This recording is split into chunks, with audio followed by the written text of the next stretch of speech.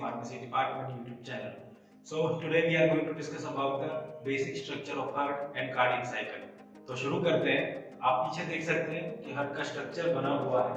तो अगर इसकी साइड्स की बात की जाए तो इसमें एक यहाँ पे सेप्टम है, सेपरेट जो इसको कर रहा है। तो देखिए ये जो पार्ट होता है इसको बोलते हैं हम राइट साइड और दूसरी साइड ये है इसको लेफ्ट साइड। अगर आप देख रहे होंगे स्ट्रक्चर और खुद ही इमेजिन कर रहे होंगे ये तो राइट साइड है ये लेफ्ट साइड है, ऐसा क्यों? जब भी स्ट्रक्चर हार्ट का आप देखते हैं तो देखते हैं कि जैसे मैं आपकी तरफ अब देख रहा हूँ, मेरा फेस आपकी तरफ है, तो ये जो स्ट्रक्चर है ये इसी पोजीशन पे रखा हुआ है यहाँ पे, और ये जो राइट है वो इसलिए ये राइट साइड होती है और ये लेफ्ट साइड होती है। तो अब बात करेंगे इसके बेसिक स्ट्रक्चर्स की कि क्या क्या इसके पार्ट होते हैं। ये हम सब जानते होंगे कि हार्ट के 4 चैम्बर होते हैं। तो 4 चैम्बर कौन कौन से हैं? एक हो गया आपका मतलब एक्चुअली 2 तो होते हैं एट्रियम और 2 होते हैं आपके वेंट्रिकल्स, लेकिन ये अलग अलग साइड पे होने की वजह से इनका नाम रख दिया गया है। ये राइट साइड पे है तो राइट एट्रियम, नीचे right ventricle, left atrium and left ventricle. Okay, तो अब बात करेंगे जो हमारा एट्रियम है। एट्रियम की जो फिलिंग होती है वो कौन कौन से ब्लड वेसल्स हैं जो यहाँ पे ब्लड को लेके आते हैं। तो शुरुआत करते हैं हम राइट साइड से। देखिए राइट साइड जो है इस पे हमें ये ध्यान रखना है कि राइट साइड पे हमेशा डीऑक्सीजनेटेड ब्लड आता है। तो डीऑक्सीजनेटेड ब्लड को अगर राइट साइड है उसमें डीऑक्सीजनेटेड की फिलिंग होती है। तो एट्रियम पे ये हो गया आपका राइट एट्रियम, ओके, और ये हो गया आपका राइट वेंट्रिकल। तो यहाँ पे जब इसकी फिलिंग होती है तो ये वेंट्रिकल से इसको सेपरेट करके रखता है, लेकिन यहाँ पे हम देख पा रहे हैं ये तो एक यहाँ पे दरवाजा टाइप बना हुआ है। तो ये जो दरवाजा है इसको हम बोलते हैं वॉल्व। तो ये वॉल्व जो है इसको सेपरेट करके रखती है ताकि इसका ब्लड इधर ना हो और इधर का ब्लड वापस ना जाए। तो ये अगर क्लोज ही रहेगी, इसको सेपरेट ही करके रहेगी, तो ब्लड तो मूव ही नहीं कर पाएगा। तो इस साइकिल के अकॉर्डिंग अपने आप को एक कंट्रोल, इसका रेगुलेशन होता है कि कब ओपन होना है कब क्लोज होना है। अब देखिए जैसे इसकी हार्ट की साइकिल होती है, कार्डियक साइकिल जो बोलते हैं, यहाँ पे आप देख सकते हैं कि एक जो बीट होती है हार्ट की, एक जो बीट है वो 0.8 सेकंड की होती है। तो 0.8 सेकंड में भी अलग अलग फेजेस हैं, जिसमें 0.1 सेकंड का जो है वो होता है एट्रियल सिस्टोल, एट्रियल सिस्टोल, और 0.3 सेकंड की बात करें उसमें होता है वेंट्रिकुलर सिस्टोल, और जो 0.4 सेकंड लास्ट बचा है उसमें होता है कार्डियक डायस्टोल। अब इस सिस्टोल और डायस्टोल एक्चुअली होते क्या है?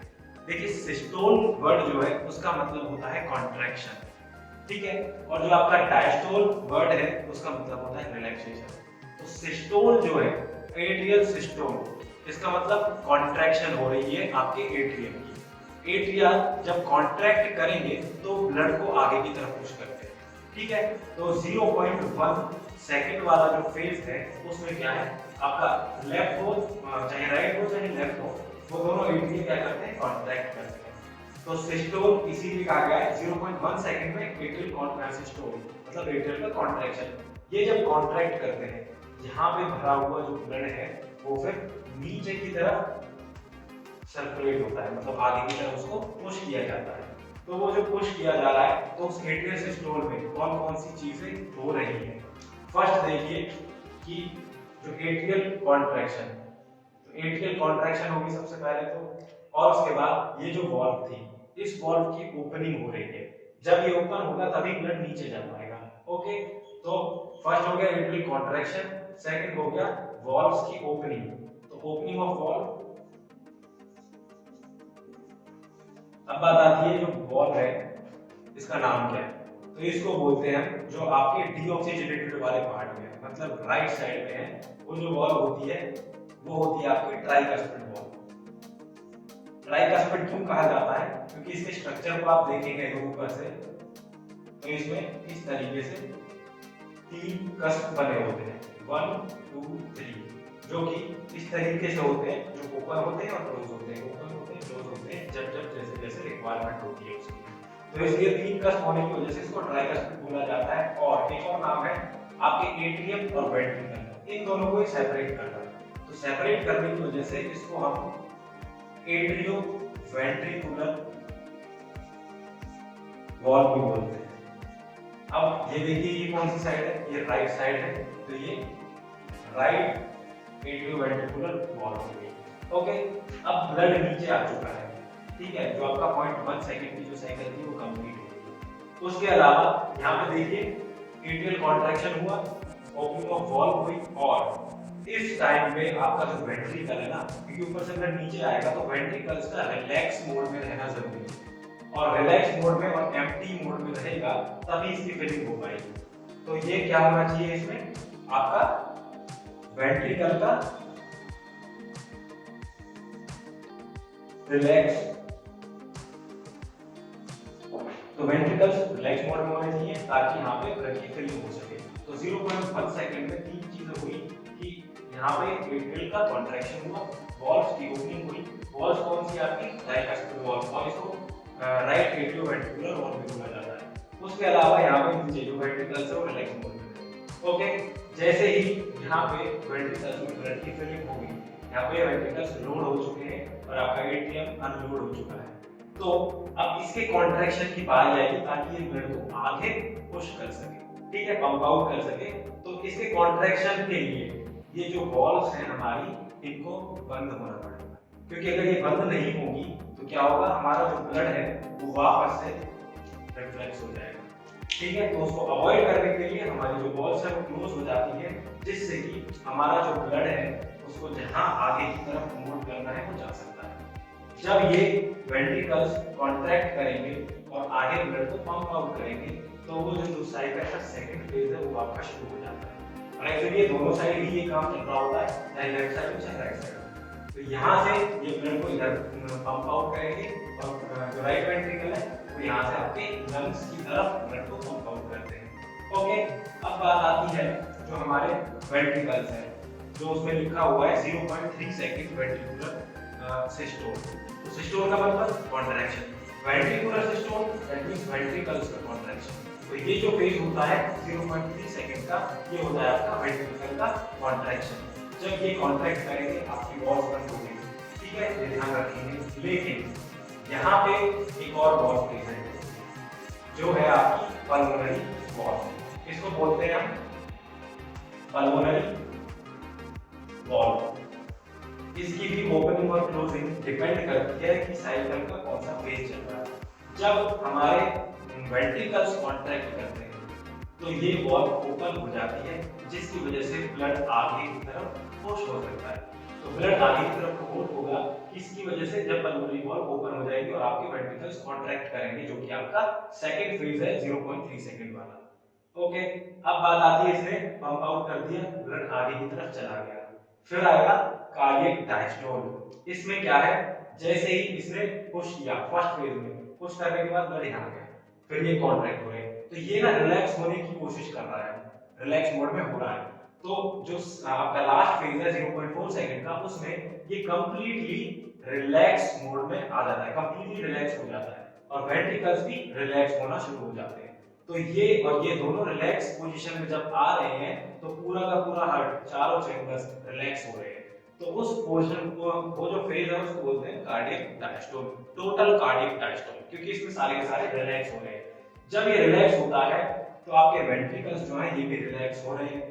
तो वेंट्रिकल्स रिलैक्स होते हैं तो ये जो ब्लड है आगे पुश किया गया है और ये वॉल्स ओपन थी क्योंकि आगे पुश करना है।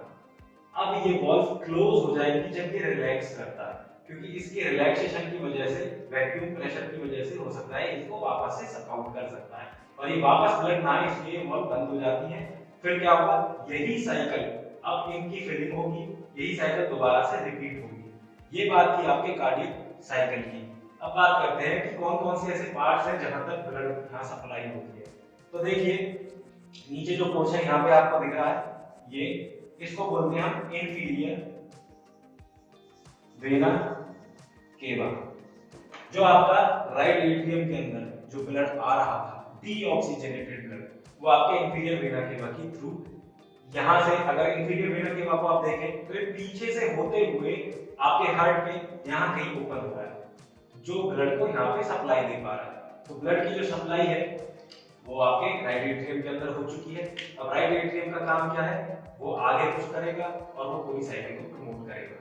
ये हो गया इंफीरियर वेना केवा का काम, जो कि आपके लोअर एक्सट्रीमिटीज हैं, आपके लोअर लिम्स हो गए, आपके एब्डोमेन पार्ट हो गया, तो पूरा का पूरा डीऑक्सीजनेटेड ब्लड को ये कैरी करके यहाँ तक पहुंचाते हैं। सेकंड, ऊपर अगर देखें यहाँ पे भी एक वेना केवा है, इसको हम बोलते हैं सुपीरियर वेना केवा, क्योंकि ये ऊपर वाली जो एक्सट्रीमिटीज हैं, जैसे कि यहाँ पे आप देख सकते हैं ब्रेन है, तो ये जो पोर्शन है कैरोटिड आर्टरीज जो है वो इसको सप्लाई करती है ब्लड को, और वापस से जो ब्लड आ रहा है सुपीरियर वेना केवा के थ्रू वो भी आपके राइट एट्रियम में आता है। तो ये फिर आगे की साइड को प्रमोट करते हैं। यहाँ पे जो वॉल थी इसका नाम क्या था, ट्राइकस्पिड वॉल, क्योंकि इसके अंदर 3 कस्प बने हुए हैं। और आगे जो ब्लड को प्रमोट कर रहा है वेंट्रिकल, यहाँ पे हमने देखा ये पल्मोनरी वॉल होती है। एक्चुअली इनका नाम पल्मोनरी वॉल क्यों है, क्योंकि ये जो डीऑक्सीजनेटेड ब्लड आया है यहाँ पे, वो डीऑक्सीजनेटेड ब्लड को ऑक्सीजनेशन के लिए जाना है, और ऑक्सीजनेशन कहाँ होता है, वो होता है आपके लंग्स में। तो इसलिए लंग्स का एक और सेकेंडरी नाम होता है जो बोलते हैं पल्मोनरी। तो पल्मोनरी या लंग्स वो अगर रिलेट करते हैं एक दूसरे से, जैसे लिवर का हो गया हेपेटिक, तो लिवर और हेपेटिक लगभग एक ही बात होगी, तो ऐसे ही आपके पल्मोनरी जो वर्ड है वो आपके लंग्स से रिलेट करता है। तो पल्मोनरी ये आर्टरीज होती है, पल्मोनरी आर्टरी ये क्या कर रही है, ये लंग्स तक डीऑक्सीजनेटेड ब्लड को लेके जाएगी ताकि ऑक्सीजनेशन की प्रोसेस हो सके। तो इसको पल्मोनरी आर्टरी बोला गया है। तो पल्मोनरी आर्टरी के अंदर मतलब जो एंड पे एक वॉल प्रेजेंट है उसको पल्मोनरी वॉल बोला गया है। ठीक है, तो यहाँ से ब्लड कहाँ जाएगा, ये जो ब्लड है आपका डीऑक्सीजनेटेड ब्लड जो है वो यहाँ से होते हुए आपके लंग्स तक पहुंचा है। ठीक है, लंग्स तक पहुंचते पहुंचते क्या हुआ, O2 और CO2 का एक्सचेंज, तो यहाँ पे क्या होगा, आपके जो ब्लड था ऑक्सीजनेटेड ब्लड में कन्वर्ट हो गया डीऑक्सीजनेटेड ब्लड। ठीक है, अब यहाँ पे आपको ये थोड़ा सा ध्यान देना पड़ेगा, पल्मोनरी आर्टरी, आर्टरी हमेशा ऑक्सीजनेटेड ब्लड कैरी करती है, लेकिन यहाँ पे थोड़ा उल्टा, यहाँ पे डीऑक्सीजनेटेड ब्लड को कैरी कर रही है। और ये जो लंग्स तक लेके जाती है ये कौन सी होगी, आपकी पल्मोनरी आर्टरी। लेकिन लंग्स के अवे, लंग्स के बाहर की तरफ जब ऑक्सीजनेशन के बाद लेके आती है इसको बोलते हैं पल्मोनरी वेन। तो पल्मोनरी वेन आपके ब्लड को दूसरे चैम्बर की तरफ लेके आएगी जो आपकी लेफ्ट साइड है। तो लेफ्ट साइड में एट्रियम के अंदर ब्लड आया, वो नीचे वेंट्रिकल्स तक पहुंचा, वेंट्रिकल्स ने उसी साइकिल के थ्रू जो प्रोसेस चल रही थी उसी के थ्रू इसको पंप आउट करा दिया, कहां पे, आउटा में। तो आउटा का काम क्या है, थ्रू आउट द बॉडी जितना भी ब्लड सर्कुलेट होना है वो इसी के थ्रू होता है। इसमें बहुत सारी आर्टरीज कनेक्टेड होती हैं, कैरोटिड आर्टरी, ब्रेकियल आर्टरी, जो कि आपकी पूरी बॉडी में सप्लाई करती हैं और धीरे धीरे आगे और कनेक्टेड होती हैं, जैसे आपकी left circumflex, right circumflex, S1 S2 जितनी भी आपकी आर्टरीज हैं, तो वो पूरे ऑक्सीजनेटेड ब्लड को थ्रू आउट द जितने भी ऑर्गन्स हैं, सेल्स हैं, टिश्यूज हैं, सब तक वो डिलीवर करते हैं, जितने भी आपके ब्लड वेसल्स हैं। तो यहाँ पे देखिए ये जो आउटा है, आउटा में वेंट्रिकल और आउटा है, इनके बीच में भी एक और वॉल्व है जो कि उसी साइकिल को फॉलो करते हुए ओपनिंग क्लोजिंग के प्रोसीजर को फॉलो करते हैं। तो इस वॉल्व को क्या बोला जाता है, इसको बोलते हैं आर्टिक वॉल्व, क्योंकि ये आउटा से कनेक्टेड होती है। और यहाँ पे जैसे यहाँ पे आपकी एक और ट्राइकस्पिड वॉल है, ऐसे ही इधर भी एक और वॉल प्रेजेंट है। इनमें क्या डिफरेंस है, देखिए ये जो वॉल है इसका जो स्ट्रक्चर है ऊपर का क्या है, ऊपर से देखेंगे तो इसके अंदर सिर्फ आपको 2 कस्प दिखेंगे, ये इसी तरीके से ये आपके ओपन क्लोज हो जाएंगे, और वो जो ट्राइकस्पिड थे वो 3 थे, वो ओपन और क्लोज होते हैं। तो इसमें क्या है, 2 कस्प है, इसलिए इसको बोलते हैं हम बाइकस्पिड वॉल। ओके, इसका दूसरा नाम क्या हो सकता है, एट्रिया और वेंट्रिकुलर को अलग अलग करता है। तो क्या हो गया, लेफ्ट साइड में है तो लेफ्ट एट्रियो वेंट्रिकुलर वॉल, और इसको मिट्रल वॉल भी बोला जाता है। तो ये हो गए आपके हार्ट के पार्ट, और कौन कौन सी आर्टरीज और वेन्स क्या है ब्लड की सप्लाई को इधर से उधर प्रमोट करते हैं। तो अब देखते हैं ये हार्ट के अंदर की जो साइकिल थी वो आपकी 0.8 सेकंड के अंदर कंप्लीट हो गई। अब यहाँ पे एक सवाल आता है कि जो पल्मोनरी आर्टरी है, ये एक्चुअली आर्टरी है, ये डीऑक्सीजनेटेड ब्लड को क्यों कैरी कर रही है, और ये पल्मोनरी वेन है, ये आपके ऑक्सीजनेटेड ब्लड को क्यों कैरी करती है, क्योंकि हम पढ़ते हैं कि आर्टरीज और वेन्स में डिफरेंस ये है कि artery carries only oxygenated blood and veins carries only deoxygenated blood. तो उसके लिए थोड़ा सा हम यहाँ पे देखते हैं। देखिए जब यहाँ से आपके ब्लड मतलब हार्ट ने पूरे ऑक्सीजनेटेड ब्लड को अओर्टा के थ्रू पूरी बॉडी में सर्कुलेट करा दिया, ठीक है। तो ऑक्सीजनेटेड ब्लड कहाँ कहाँ पहुंचा, आपकी किडनीज तक, आपके लिवर, मसल्स, आपके सेल और जितने भी टिश्यूज हैं, तो ये towards the organ, tissue and आपके सेल, टूवर्ड्स उनकी तरफ जा रहा है। तो जो ब्लड आपके जो मतलब ब्लड वेसल्स आपके ऑर्गन्स तक, आपके सेल्स तक, मसल्स तक पहुंचाता है ब्लड को, उसको हम बोलते हैं आर्टरी, ठीक है। और जो उनसे बाहर निकाल के ले जाता है बोलते हैं वेन्स। तो अगर इसी प्रोसीजर को देखा जाए मतलब इसी प्रिंसिपल पे, तो देखिए जो वेन्स है, तो यहाँ पे देखा आपने कि ये पल्मोनरी आर्टरी है, पल्मोनरी आर्टरी। तो जो blood vessels towards the organ, towards the tissue, towards the cell blood को लेके जाती हैं, वो होती है आपकी आर्टरी। तो ये क्या करती है पल्मोनरी आर्टरी जो है, it carries the blood towards the lungs, okay. तो टूवर्ड्स द लंग ये कैरी करते हैं, that's why these are called as pulmonary artery, okay. Now come to pulmonary vein. तो पल्मोनरी वेन क्या कर रही है, ये आपके लंग्स से बाहर लेके जा रही है, फ्रॉम लंग्स। तो उनके बाहर लेके जा रही है, इसलिए इनको वेन बोला गया है, ओके। बस इवेंचुअली क्या होता है कि ये जो केस है इसमें थोड़ा सा डिफरेंस है कि यहाँ पे जो आपकी आर्टरीज है वो कैरी करती हैं डीऑक्सीजनेटेड ब्लड और आपकी वेन्स है वो कैरी करती हैं ऑक्सीजनेटेड ब्लड, ओके। तो यहाँ पे ऑक्सीजनेशन का प्रोसेस तो इस तरीके से हुआ। अब बॉडी में क्या हो रहा है, यहाँ तो ऑक्सीजनेटेड ब्लड जो है उसने क्या किया कि ऑक्सीजन की सप्लाई की है पूरे ऑर्गन्स में, पूरे सेल्स में। क्यों? क्योंकि उसको एटीपी जनरेट करानी होती है ग्लूकोज के साथ। जो प्रोसेस होती है उसको बोलते हैं ऑक्सीडेटिव फॉस्फोराइलेशन, जिसकी वजह से एटीपी फॉर्म होती है और इन ऑर्गन्स को, एक सेल को, टिश्यू को क्या मिलती है, एनर्जी मिलती है। तो एनर्जी मिलने के बाद जो उसका फ्यूल था, जो ऑक्सीजन था, वो हो गया खर्च। अब खर्च होने के बाद क्या बचा, आपका डीऑक्सीजनेटेड ब्लड बाहर की तरफ आने लगा। वो बाहर जो ब्लड लेके आ रहा है वो कौन से हैं, आपके वेन्स। बट इवेंचुअली क्या होता है, जितने भी आपके आर्टरी और वेन्स में डिफरेंशिएट किया जाता है, तो arteries carries only oxygenated blood and veins carries only deoxygenated blood. But ये अलग केस है, इसमें क्या होता है कि arteries carry deoxygenated blood, veins carry oxygenated blood. और वो बता दिया है कि क्यों, क्योंकि वो उसकी तरफ लेके जा रहा है तो आर्टरी, उससे बाहर लेके जा रहा है तो वो वेन्स हो गई। तो यहाँ पे जो आपका ऑक्सीजन था वो खर्च हो चुका है, ये आपके डीऑक्सीजनेटेड ब्लड को कैरी कर रहे हैं। तो ये जितने भी आपके लोअर एक्सट्रीमिटीज हैं ये क्या करेंगे, ये आपके ब्लड को इंफीरियर वेना केवा के थ्रू दोबारा से इस एट्रियम के अंदर एंटर करेंगे। और जैसे कि आपका ब्रेन हो गया और अपर एक्सट्रीमिटीज हो गई, उनके थ्रू सुपीरियर वेना केवा के थ्रू ब्लड की एंट्री इसके अंदर होती है। और इसके बाद जब यहाँ पे ब्लड एंटर हो गया तो आपकी पूरी कार्डियक साइकिल इस तरीके से चलती है जैसे हमने अभी डिस्कस किया था। तो ये ऑक्सीजनेशन प्रोसेस के लिए पल्मोनरी आर्टरी के थ्रू लंग्स तक जाएंगे, वहां से वापस आके घर आएंगे, ऑक्सीजनेशन के बाद फिर से ये ऑक्सीजन की सप्लाई पूरे ऑर्गन्स को करते हैं। So this is all about the heart cycle, that means cardiac cycle. और अगर आपको ये वीडियो पसंद आई तो इसको लाइक कीजिएगा, शेयर कीजिएगा और हमारे चैनल को भी सब्सक्राइब कीजिएगा। Thank you so much.